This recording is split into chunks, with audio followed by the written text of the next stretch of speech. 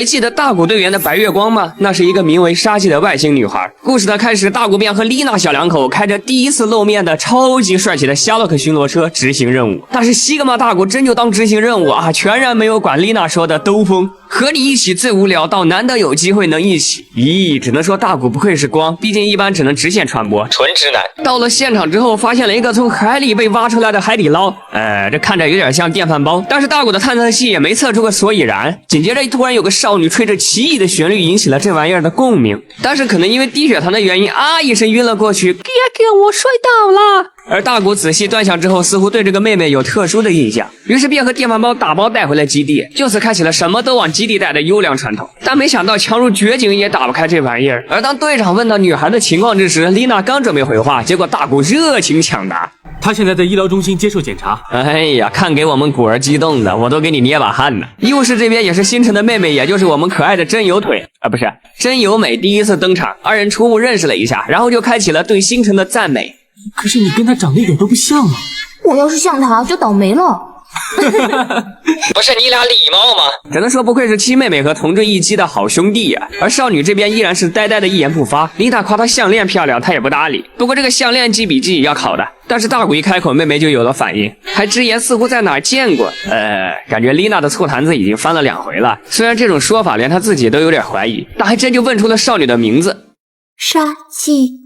晚上正在吃果子的绝景，顺着声音看到了沙纪开锅的神奇一幕。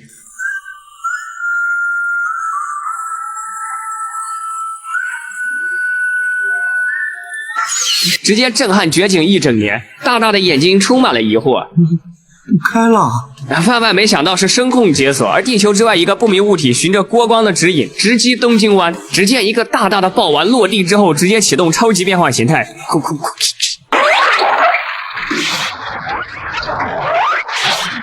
怪兽马奇娜残杀，星辰二话而不说直接开火，但怪兽的甲壳防御力惊人，随后甚至还看穿了飞机的攻击模式，反弹了所有火力，看得出真的很有智慧。但有趣的是，马奇娜并没有展现出很高的攻击性，反而是东张张西望望，甚至揣起了小手手，似乎在寻找着什么，有点可爱。夕阳西下，累了一天的小怪兽直接拒绝加班，既然滴滴打怪的客户没找着，那事已至此，先睡觉吧。索性又变回了爆丸形态。一个自律的怪兽有多可怕？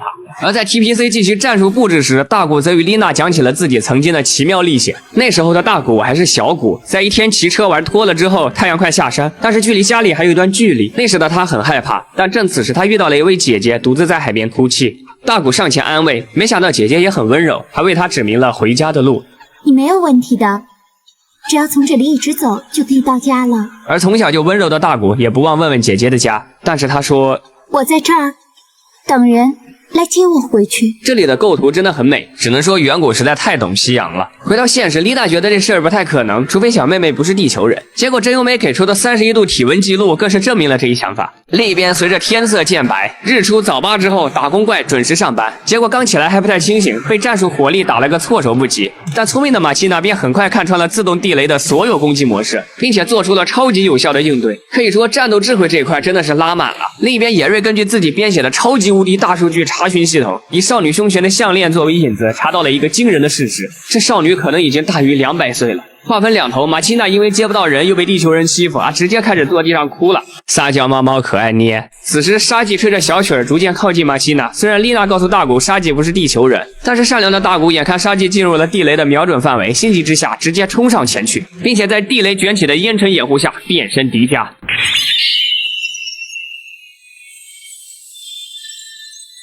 迪迦奥特曼。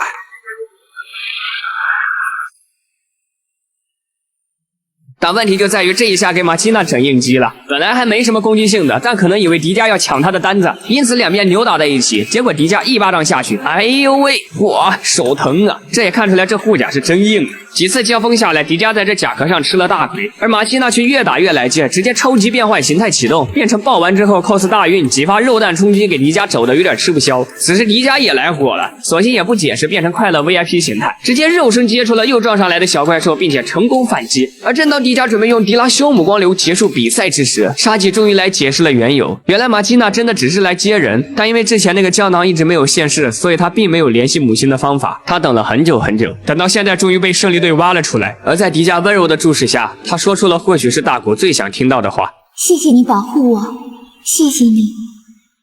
其实我一直记得你，大古。伴随着悠扬的那来自远方的呼唤，旋律的响起，马奇娜和沙季一同飞往了他们的来时路。最后，伴随着大古记忆中的美好微笑，故事定格在了这一刻。回顾第9集等待怪兽的少女，可以说这是迪迦中非常美的一个篇章，美丽在它的圆满，浪漫在它的留白。事实上，沙季因何而来，去往何处，胶囊是何时留下的，这期间发生了什么，我们一无所知。剧集也并没有对此进一步的挖掘，但也正是这种充满了未知气息的留白，才给了作为观众的我们无限遐想的空间。这正是空想特摄的浪漫，不是吗？正如编剧小中千昭不止一次的提过，他笔下的特摄剧情往往不喜欢过多的安排，非常严苛的逻辑，那会丧失特摄作品独有的想象之美。犹抱琵琶半遮面，这或许是对于这种朦胧之美最浪漫的诠释。然而，虽然逻辑留白，但故事却很完满。互相一直在寻找沙季，而他也一直行走于寻找互相之路上。当初那次初遇，沙季为迷路的大古指引了回家的方向。多年后再次相会，大古亦为沙季打开了归乡之路。这何尝不是一种最完美的结局呢？最后求个点赞关注，我们迪迦下期再见喽！